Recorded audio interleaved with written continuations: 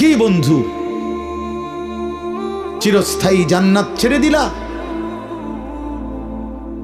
জাহান্নামের জন্য সিদ্ধান্ত নিয়েই নিলা। এই নারী, এই ছবি, এই উলঙ্গ দৃশ্য, এই জিনা, এই ব্যভিচার, খোদার কসম ধীরে ধীরে তোমার জাহান্নামের দিকেই নিয়ে যাবে। নুআল্লিহি মা তাওয়াল্লা ওয়া নুসলিহি জাহান্নাম।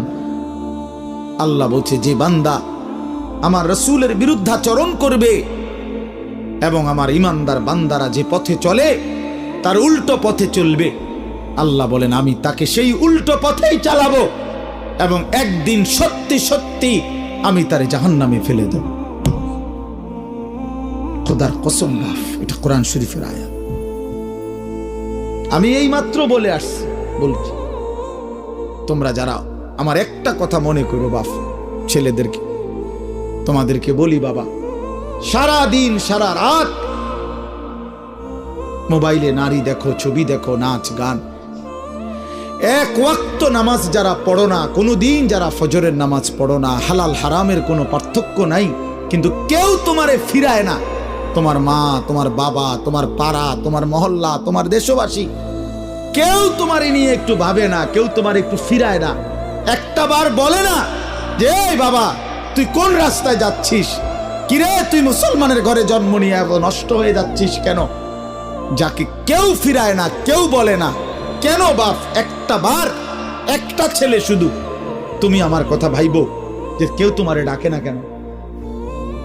365 দিনে, খোদার একটা বছরে কোনোদিন ফজরের নামাজ পড়লা না, অথচ কেউ তোমার একটু বলেও না কিরে বাবা তুই মুসলমানের ঘরে জন্ম নিয়ে ফজরের নামাজ পড়স না কেন?